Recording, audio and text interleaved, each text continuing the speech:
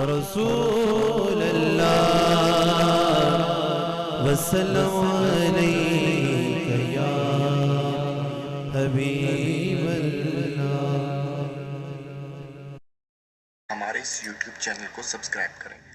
حضرات گرامی، امت کے بہترین افراد وہ ہوتے ہیں جو نبی کے صحابہ کہلاتے ہیں، جن کی نظروں کے سامنے نبی پر وحی اترتی ہے، جو روز و شب معجزات کا مشاہدہ کرتے ہیں، نبی کی نگاہوں سے جن کی تربیت ہوتی ہے، اور جن کی آنکھوں میں نبوت کا سراپا اور دلوں میں نبی کی سوچ اور سیرت میں نبی کا کردار ہوتا ہے۔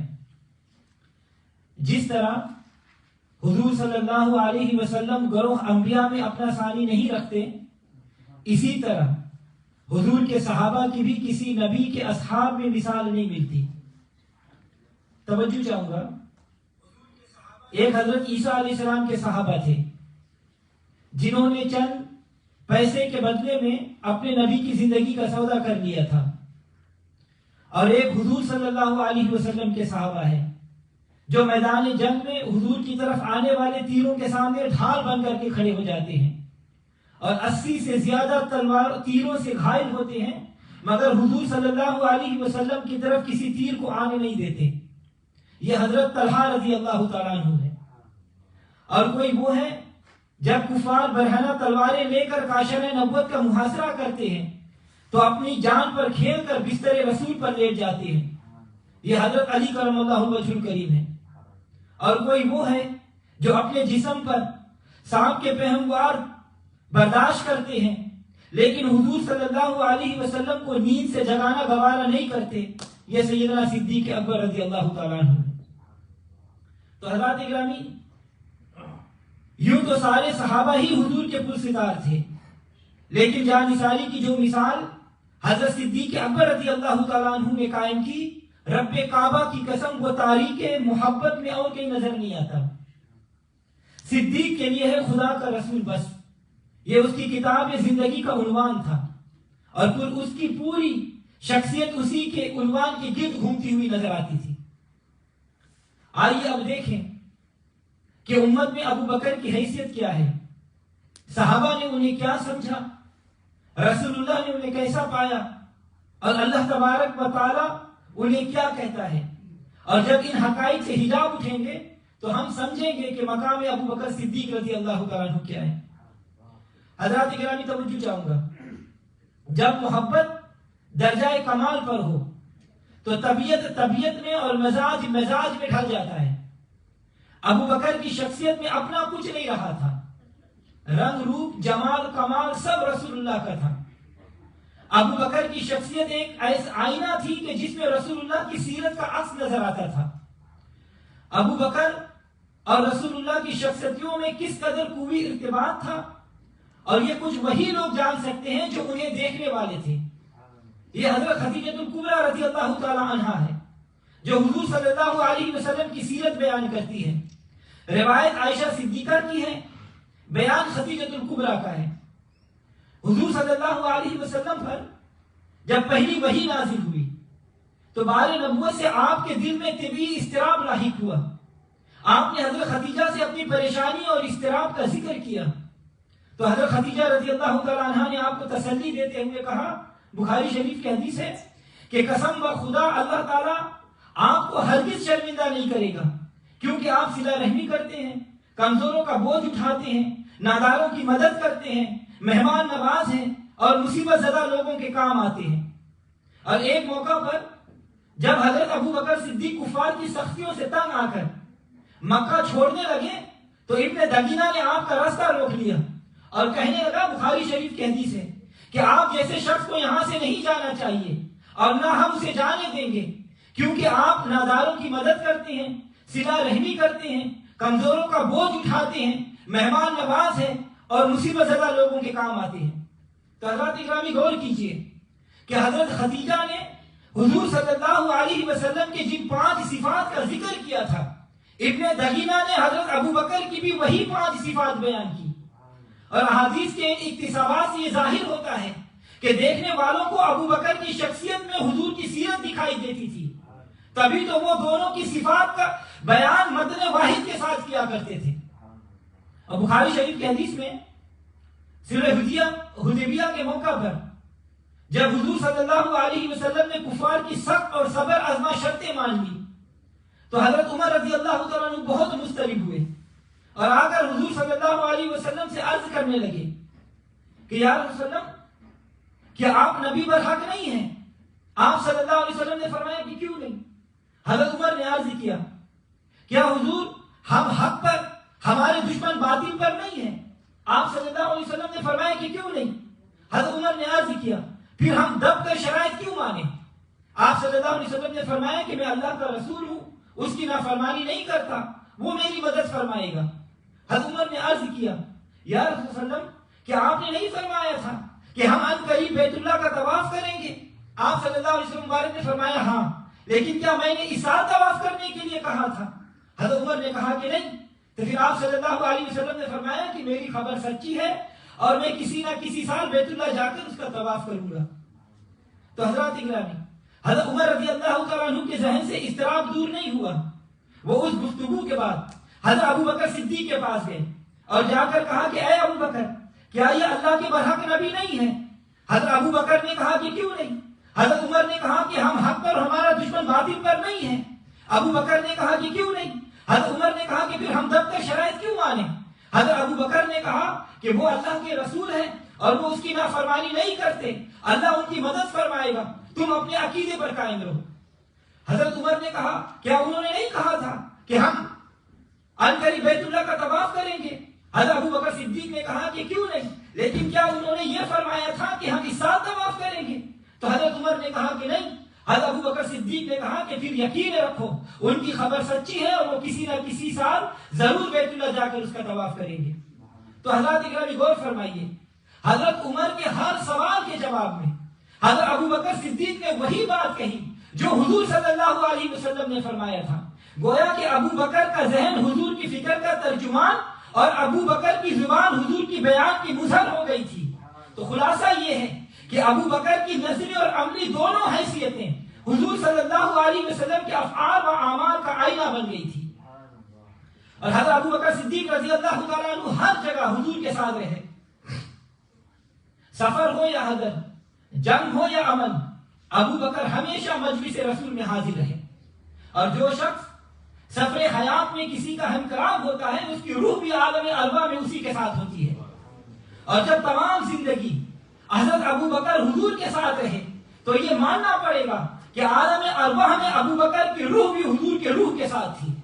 اور نیز حضور نے فرمایا کہ میں اور ابو بکر ایک ساتھ قبر سے اٹھیں گے اور ایک ساتھ جنت میں جائیں گے۔ تو حاصل یہ ہے کہ عالم ارواح ہو یا دنیا، قبر ہو یا حشر، حوض ہو یا کوثر، جنت ہو، ابو بکر صدیق ہر جگہ حضور کے ساتھ ہے۔ اور صدیق اکبر کی حضور صلی اللہ علیہ وسلم کے ساتھ ایسی عظیم المثال رفاقت ہے کہ خدا بھی اس کے پاس رکھتا ہے۔ چنانچہ قرآن پاک میں اللہ تبارک و تعالیٰ نے جگہ جگہ ابو بکر صدیق کا ذکر حضور کے ساتھ کیا۔ مثلا اللہ تعالیٰ قرآن پاک میں ارشاد فرماتا ہے والذی جاء بالصدق وصدق به، جاء بالصدق سے حضور صلی اللہ علیہ وسلم اور صدق به سے ابو بکر مراد ہے۔ اور اسی طرح محمد رسول اللہ فرما کر حضور کا ذکر اور والذین معه فرما کر ابو بکر کا ذکر، اور نیز اس یقولو میں حضور صلی اللہ علیہ وسلم کا ذکر اور نصاحبی میں ابو بکر صدیق رضی اللہ تعالیٰ عنہ کا ذکر۔ حضرات گرامی، اللہ تبارک و تعالیٰ نے اپنی کسی مصلحت کی خاطر حضور صلی اللہ علیہ وسلم پر چند دن کے لیے وحی موقوف کر دی۔ تو کفار کہنے لگے کہ محمد کو اس کے رب نے چھوڑ دیا اور اس سے ناراض ہو گیا۔ تو اللہ تبارک و تعالیٰ نے ان کے اس طعنہ کو دور کرنے کے لیے سورہ والضحیٰ نازل کی اور فرمایا والضحیٰ واللیل اذا سجا ما ودعک ربک وما قلی، کہ قسم ہے دن اور رات کی کہ آپ کے رب نے نہ آپ کو چھوڑا نہ آپ پر ناراض ہوا۔ سورہ والضحیٰ میں اللہ تعالیٰ نے حضور کی نعت بیان فرمائی، اور اس سے پہلے جو سورہ ہے سورہ واللیل، اس میں ابو بکر رضی اللہ تعالیٰ عنہ کی منقبت بیان فرمائی۔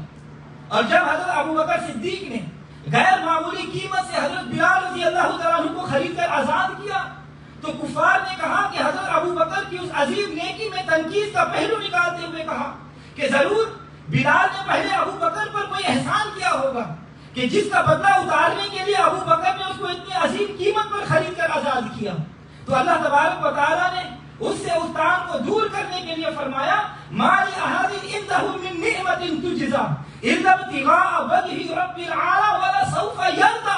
تم بلال کی بات کرتے ہو، اس روئے زمین میں ابو بکر پر کسی کا کوئی احسان نہیں ہے، اور ابو بکر کی یہ نیکی صرف اللہ تبارک و تعالیٰ کی رضا جوئی کے لیے تھی، اور ان قریب وہ اس سے راضی ہو جائے گا۔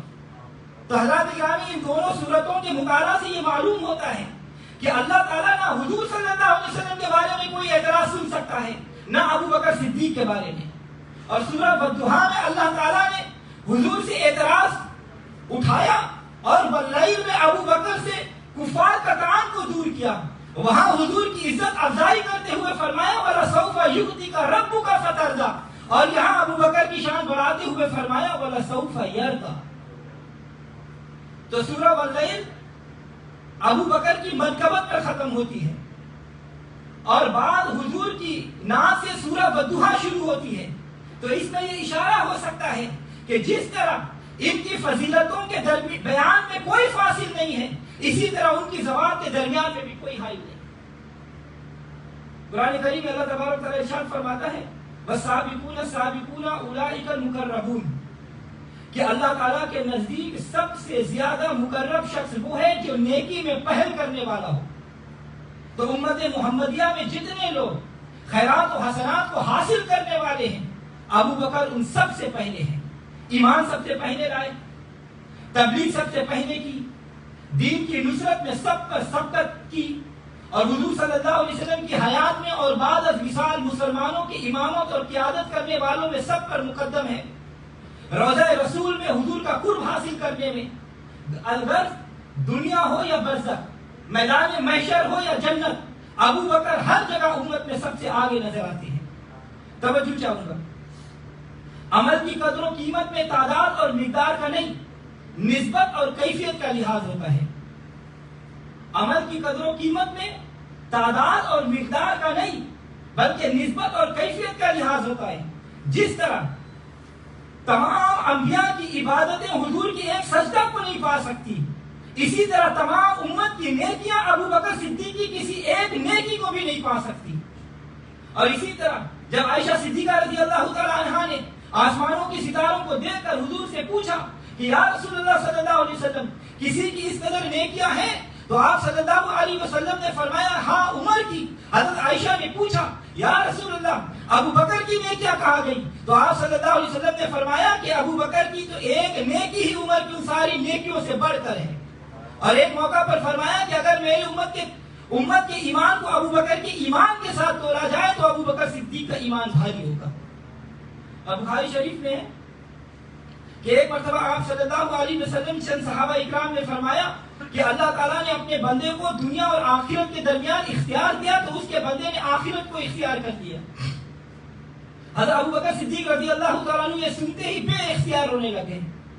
حضرت ابو سعید خدری رضی اللہ تعالیٰ عنہ کہتے ہیں کہ میں نے سوچا کہ آخر اس بات میں رونے کی کیا ضرورت ہے، تو بعد میں پتا چلا کہ اس بندے سے حضور صلی اللہ علیہ وسلم کی مراد خود اپنی ذات تھی، اور در حقیقت ابو بکر ہی ہم میں سب سے زیادہ بڑے عالم تھے۔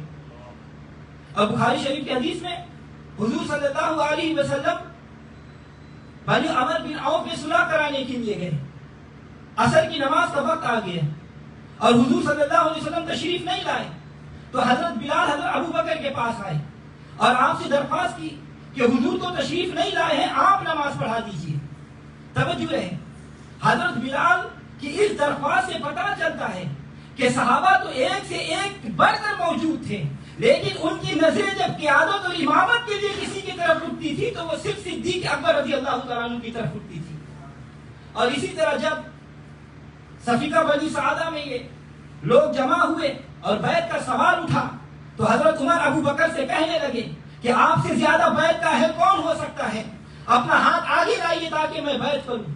اور حضرت علی کرم اللہ وجہ کریم کو جب یہ خبر ہوئی تو فرمانے لگے کہ ہم اپنی دنیاوی امور میں اس شخص کی امامت پر کیوں ناراضی ہو جس کی ہماری دینی امور میں امامت پر رسول اللہ راضی رہے۔ اور حضرت عبداللہ ابن عمر کہتے ہیں کہ ہم ابو بکر کے برابر کسی کو نہیں سمجھتے تھے، نیز کہتے ہیں کہ ہم رسول اللہ صلی اللہ علیہ وسلم کے زمانہ میں یہ کہا کرتے تھے کہ اس امت میں سب سے افضل ابو بکر ہے. اور محمد بن حنفیہ کہتے ہیں کہ میں نے اپنے والد یعنی ابو بکر یعنی حضرت علی رضی اللہ تعالیٰ عنہ سے پوچھا کہ رسول اللہ صلی اللہ علیہ وسلم کے بعد امت میں سب سے افضل کون ہے؟ تو حضرت علی رضی اللہ تعالیٰ عنہ نے فرمایا کہ ابو بکر صدیق رضی اللہ تعالیٰ عنہ. تو حضرات اکرامی، حضور صلی اللہ علیہ وسلم کو ابو بکر اس قدر عزیز تھے کہ اگر کسی موقع پر ابو بکر نماز پڑھا رہے ہوتے اور حضور بعد میں آ کر نماز میں ملتے تو آپ کی یہی خواہش ہوتی کہ آپ ابو بکر کی ابتدا میں ہی نماز پڑھتے رہے. اگر ابو بکر اگر پیچھے ہٹتے بھی تو آپ صلی اللہ علیہ وسلم منع فرماتے. اور یہ بات اور ہے کہ ابو بکر کی خادمانہ فطرت کو یہ گوارا نہیں ہوتا کہ آقا کے ہوتے ہوئے غلام امامت کراتا رہے. حضور صلی اللہ علیہ وسلم نے ایام علالت میں فرمایا کہ ابو بکر سے کہہ دو کہ وہ جماعت کرائیں. حضرت عائشہ صدیقہ رضی اللہ تعالیٰ عنہ بار بار عرض کرتی حضور کسی اور کو فرما دیجئے، لیکن حضور صلی اللہ علیہ وسلم ہر بار یہی فرماتے ہیں کہ ابو بکر کو کہو کہ نماز پڑھائے. تو اس بحث و تکرار سے یہ امر بہرحال واضح ہو گیا کہ حضور صلی اللہ علیہ وسلم نے یوں ہی صحبت یا اتفاقاً ابو بکر کا نام نہیں لیا تھا، بلکہ پورے استقلال اور اعتماد کے ساتھ ابو بکر صدیق کا انتخاب کیا تھا. لہذا اب کوئی شخص یہ نہیں کہہ سکتا کہ یوں ہی ابو بکر کا نام زبان پر آ گیا تھا. اگر کسی اور کی طرف توجہ دلائی جاتی تو وہ کہہ دیتے. اور اس اتفاق سے یہ عمل بھی ظاہر ہو گیا کہ جو شخص صحابہ اکرام میں سب سے زیادہ امت کا اہل ہے، امامت کا اہل ہے، تو وہ ابو بکر صدیق رضی اللہ تعالیٰ عنہ. بلکہ آپ نے اس کی تشریح بھی فرما دی. ترمذی شریف کی حدیث میں آپ صلی اللہ علیہ وسلم مبارک نے فرمایا کہ جس جماعت میں ابو بکر ہو اس میں ابو بکر کے سوا کوئی اور شخص امامت کے لائق نہیں. اور ایک مرتبہ عائشہ صدیقہ سے فرمایا کہ اگر ابو بکر کے سوا کسی اور کو امام بنایا گیا تو نہ اللہ کو منظور ہوگا اور نہ مسلمانوں کو منظور ہوگا. حضور صلی اللہ علیہ وسلم سے کسی شے کے ثبوت کے 3 طریقے ہیں. قول سے یعنی آپ کسی چیز کا حکم فرمائیں، فعل سے یعنی آپ کوئی کام کر لیں، اور تقریر سے یعنی آپ کے سامنے کوئی کام کیا جائے اور آپ اس کو مقرر رکھیں، منع نہ فرمائیں. اور حضور صلی اللہ علیہ وسلم کو ابو بکر صدیق کی امامت کا اس قدر خیال تھا کہ آپ نے ان تینوں طریقوں سے حضرت ابو بکر صدیق کی امامت کو ثابت فرمایا. قول کے ذریعے فرمایا کہ ابو بکر سے کہہ دو کہ لوگوں کو نماز پڑھائے، اور فعل کے ذریعے اس طرح کہ 3 مرتبہ ابو بکر کی ابتدا میں نماز پڑھی. ایک مرتبہ عصر کی جب آپ عمر بن عوف میں صلح کرانے کے لیے گئے تھے، ایک مرتبہ ظہر کی ایام علالت میں، اور ان دونوں مرتبہ ابو بکر حضور کی آہٹ کو پا کر پیچھے آ گئے. اور پیر کے دن کی صبح فجر کی نماز کی دوسری رکعت آپ نے ابو بکر کی ابتدا میں پڑھی، اور پھر آپ صلی اللہ علیہ وسلم کا وصال ہو گیا. اور تقریر سے اس طرح کہ حضور صلی اللہ علیہ وسلم کے ایام علالت میں ابو بکر نے 17 نمازیں پڑھائی اور آپ نے ان کو مقرر رکھا. اور اس طرح حضور صلی اللہ علیہ وسلم نے اپنے قول، فعل اور تقریر غرضی کے ہر طریقہ سے ابو بکر صدیق کی امامت کو مقرر رکھا. اور بخاری شریف کی حدیث میں ہے کہ ایک مرتبہ ابو بکر صدیق نے حضور سے عرض کی، یا رسول اللہ صلی اللہ علیہ وسلم، میرے اور عمر کے درمیان کچھ رنجش ہو گئی. میں نے فوراً ان سے معافی مانگی مگر انہوں نے معاف نہیں کیا. آپ صلی اللہ علیہ وسلم نے یہ سن کر 3 بار فرمایا کہ اللہ تمہیں معاف کرے، اللہ تمہیں معاف کرے. ادھر بعد میں حضرت عمر کو یہ پتا چلا تو وہ ابو بکر کو ڈھونڈنے کے لیے ان کے گھر گئے، وہاں نہیں ملے تو وہ حضور صلی اللہ علیہ وسلم کی بارگاہ میں پہنچے. آپ صلی اللہ علیہ وسلم نے جب حضرت عمر کو دیکھا تو غصے سے آپ کا چہرہ متغیر ہو گیا. حضرت ابو بکر نے جب یہ رنگ دیکھا تو آپ خوف زدہ ہو گئے اور تو زانو ہو کر حضور سے عرض کرنے لگے، یا رسول اللہ، غلطی میری تھی، زیادتی میں نے کی تھی. حضور صلی اللہ علیہ وسلم نے حضرت عمر کی طرف دیکھ کر فرمایا کہ مجھے اللہ نے رسول بنا کر بھیجا، پھر تم لوگ وہ تھے جنہوں نے مجھے جھٹلایا، اور جس نے میری تصدیق کی وہ ابو بکر تھے. جنہوں نے اپنی جان سے میرے غم سخاری کی وہ ابو بکر تھے، اور جس نے اپنے مال سے میری مدد کی وہ ابو بکر تھے. اور پھر 2 بار فرمایا اب تم میرے صاحب کو چھوڑنے لگے ہو. اللہ اکبر. غور فرمائیے کہ ابو بکر رسول اللہ صلی اللہ علیہ وسلم کو کتنے عزیز تھے. اگر حضرت عمر جیسا شخص بھی ابو بکر سے ناراض ہوتا تو رسول اللہ صلی اللہ علیہ وسلم اس سے ناراض ہو جاتے. اللہ اکبر. حضرات گرامی، حضرت سلمان بن یاسر کہتے ہیں کہ ایک مرتبہ حضور صلی اللہ علیہ وسلم نے فرمایا کہ 360 اوصاف ایسے ہیں اگر کوئی شخص ان میں سے ایک وصف بھی حاصل کر لے تو وہ جنت میں چلا جائے گا۔ ابو بکر صدیق نے عرض کیا یا رسول اللہ صلی اللہ علیہ وسلم ان اوصاف میں سے کوئی وصف مجھ میں بھی پائی جاتی ہے؟ تو آپ صلی اللہ علیہ وسلم نے فرمایا اے ابو بکر تم میں وہ سارے اوصاف تم میں موجود ہیں۔ حضرت انس رضی اللہ تعالیٰ عنہ کہتے ہیں کہ ایک مرتبہ حضور صلی اللہ علیہ وسلم نے فرمایا کہ نہ انبیاء سابقین کے صحابہ میں کوئی ابو بکر سے بڑھ کر تھا، نہ میرے صحابہ میں کوئی ابو بکر سے افضل ہے، اور حضور نے فرمایا کہ ابو بکر سے محبت رکھنا اور ان کی تعظیم کرنا میری تمام امت پر واجب ہے۔ جب ابو بکر صدیق نے حضرت بلال کو خرید کر آزاد کیا تو اللہ تبارک و تعالیٰ نے ان کے حق میں آیت مبارکہ نازل فرمائی وَسَيَجَنَّبُهَا الْأَتْقَى الَّذِي يُؤْتِي مَالَهُ يَتَزَكَّى کہ ان قریب وہ شخص جہنم سے آزاد ہوگا جو اتقا ہے اور خدا کی راہ میں مال خرچ کر کے اس کو پاکیزہ کرتا ہے۔ تو اس آیت کریمہ میں اللہ تبارک و تعالیٰ نے ابو بکر صدیق کو جہنم سے آزاد ہونے کی بشارت دی اور انہیں اتقا فرمایا۔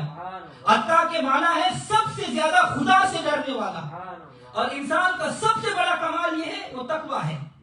یوں تو تمام بزرگان دین کو تقوی حاصل ہوتا ہے، لیکن اصل اعزاز اس شخص کا ہے جسے خدا خود کہہ دے اتقا کہہ دے، اتقا نہیں بلکہ اللہ تعالیٰ انہیں اتقا یعنی سب سے زیادہ متقی کہہ دے۔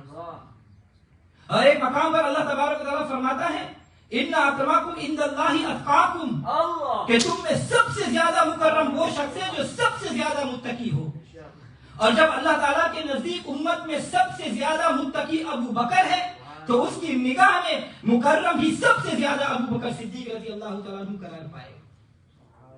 حضرت ابو بکر صدیق رضی اللہ تعالیٰ عنہ نے حضور صلی اللہ علیہ وسلم کے لیے غار ثور کو گوشہ گوشہ کو صاف کیا، پھر حضور صلی اللہ علیہ وسلم کو لے کر غار کے اندر پہنچے۔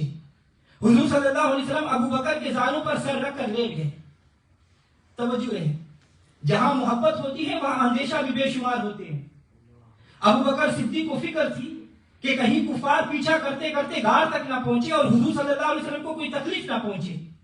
تو حضور صلی اللہ علیہ وسلم نے فرمایا کہ اے ابو بکر فکر نہ کرو، اللہ ہمارے ساتھ ہے۔ ابھی یہ بات حضور صلی اللہ علیہ وسلم کے ہونٹوں پر تھی کہ اللہ تعالیٰ نے فرمایا ثانی اثنین اذ ہما فی الغار اذ یقول لصاحبہ لا تحزن ان اللہ معنا۔ اور دو میں سے دوسرے جب وہ دونوں غار میں تھے، جب انہوں نے اپنے صحابی سے کہا کہ غم نہ کرو اللہ ہمارے ساتھ ہے، تو اس آیت کریمہ میں اللہ تعالیٰ نے حضرت ابو بکر کو ثانی اثنین فرمایا۔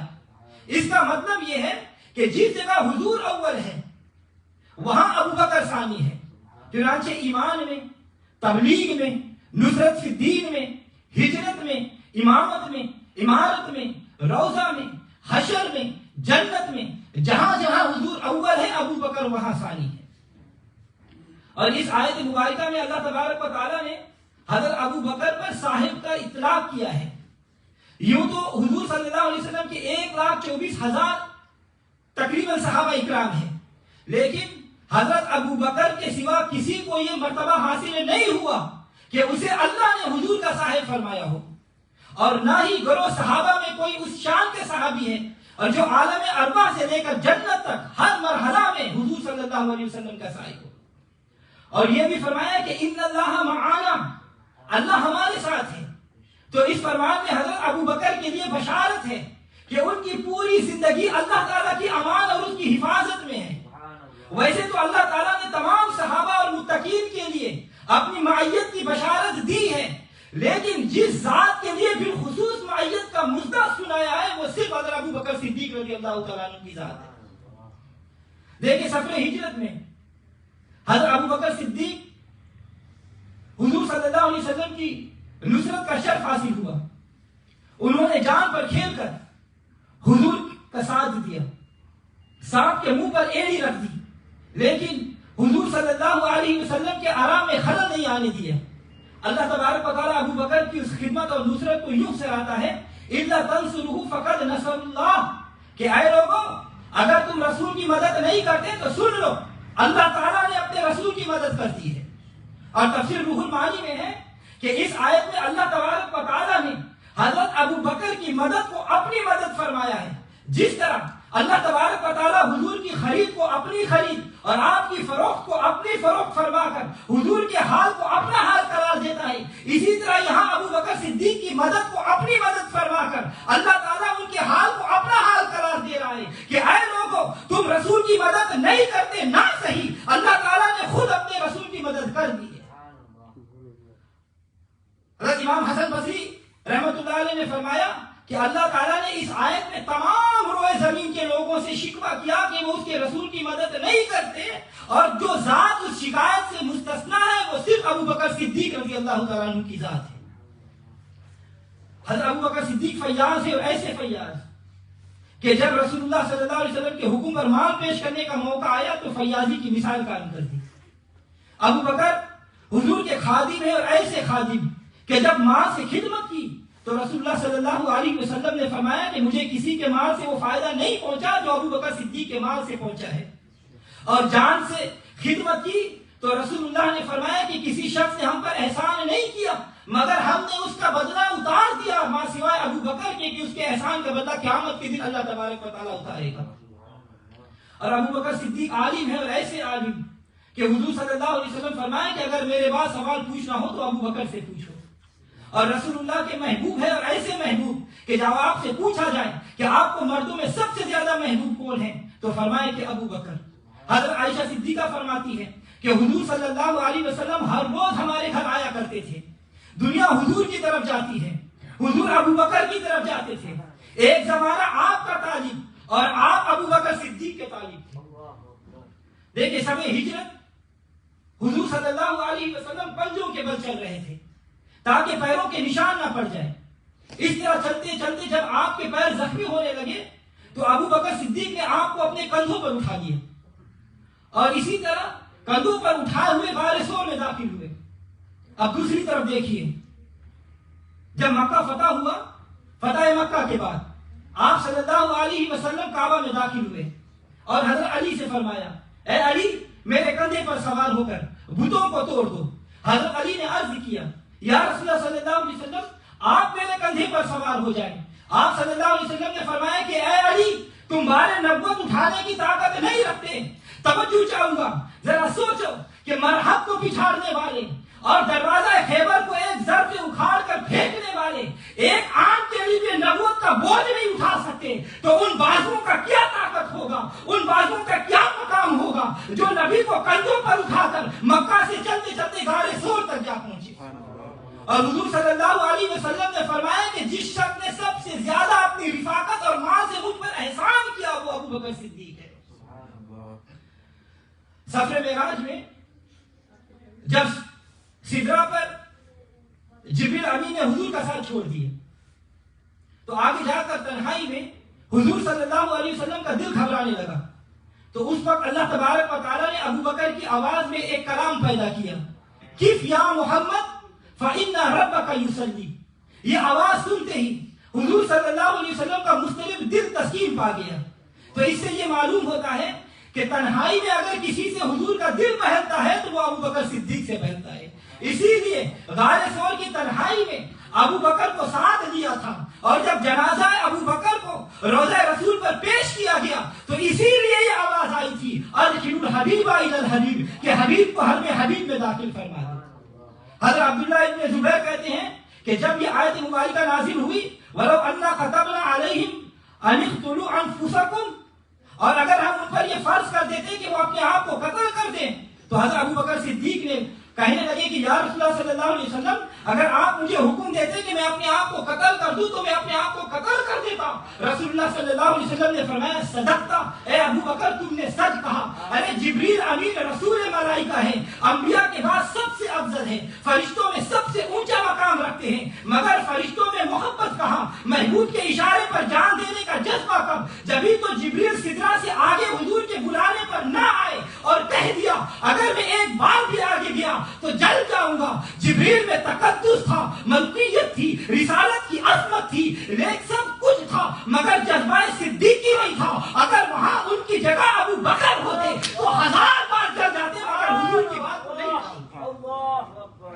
اور اہل حق کہتے ہیں کہ جس جگہ حضور صلی اللہ علیہ وسلم تشریف فرما ہے وہ جگہ عرش سے بھی افضل ہے، کیونکہ افضلیت کا مدار حضور ہے۔ آپ عرش پر چلے جائیں تو عرش افضل، آپ فرش پر ہو تو فرش افضل۔ جب یہ حق ہے تو یہ ماننا پڑے گا کہ ابو بکر کا مقام عرش سے بھی اونچا ہے، کیونکہ ابو بکر اس جگہ آرام فرما ہے جہاں حضور صلی اللہ علیہ وسلم آرام فرما۔ تو حضرات گرامی، ابو بکر کیا ہے؟ آئینہ جمال مصطفیٰ، سیرت رسول کا سراپا، اللہ کے محبوب، رسول اللہ کے مطلوب، جو ان سے بگڑ جائے، ان سے رسول اللہ بگڑ جائے، اور جن پر نکتہ چینی اللہ تبارک و تعالیٰ کو گوارا نہیں۔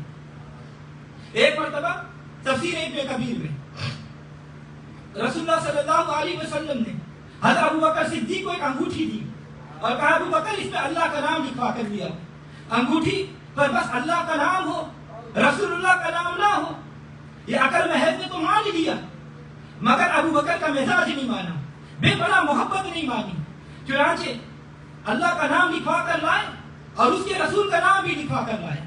اب جب انگوٹھی حضور کے پاس پہنچی تو اس پر اللہ، محمد اور ابو بکر لکھا ہوا تھا۔ آپ صلی اللہ علیہ وسلم نے پوچھا، اے ابو بکر، میں نے تو صرف اللہ کا نام لکھوانے کے لیے کہا تھا۔ ابو بکر نے کہا، یا رسول اللہ، آپ کا نام میں نے لکھوایا ہے، اس لیے کہ مجھے پسند نہیں آیا کہ میں اللہ کے نام سے آپ کے نام کو جدا کروں، اپنا نام میں نے نہیں لکھوایا۔ اتنے میں جبریل امین حاضر ہو کر عرض کرنے لگے کہ یا رسول اللہ، اللہ تعالیٰ فرماتا ہے کہ ابو بکر کا نام ہم نے لکھوایا ہے، ابو بکر کو ہمارے نام سے آپ کے نام کی جدائی پسند نہیں، اور ہمیں آپ کے نام سے ابو بکر کی نام کی فراق پسند ہے۔ حضرات گرامی، صدیق اکبر کا ہر عمل اتباع رسول اور ہر سانس رضا رسول میں صرف ہوتا تھا۔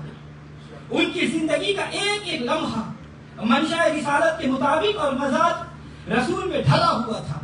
دیکھیں، مکہ میں حضور صلی اللہ علیہ وسلم کے بہت سے جانثار موجود تھے، لیکن جب حضور صلی اللہ علیہ وسلم نے سفر ہجرت کا ارادہ کیا تو رفاقت کے لیے نگاہ انتقام صرف حضرت ابو بکر پر پڑی، اور اس موقع پر حضور صلی اللہ علیہ وسلم کے دو غلاموں نے حضور کی خاطر اپنی جان کو خطرہ میں ڈالا ہوا تھا۔ حضرت علی رضی اللہ تعالیٰ عنہ بستر رسالت پر کفار کے نرگے میں تھے اور ابو بکر کا پاؤں سانپ کے منہ پر تھا، اور محب کا کمال یہ ہے کہ وہ اپنے محبوب کا اعتماد حاصل کر لے، اور یہ اعتماد آپ کے ان دونوں غلاموں کو حاصل تھا۔ حضرت علی کو حضور نے کفار کے اموال کا محافظ بنایا، اور ابو بکر کو حضور نے اپنی جان کا امین بنایا۔ ایک دشمنوں کے گھیرے میں مال کی حفاظت پر مامور تھا، دوسرا موت کے منہ میں قدم ڈالے محبوب کے جلدوں پر پہرا دے رہا تھا۔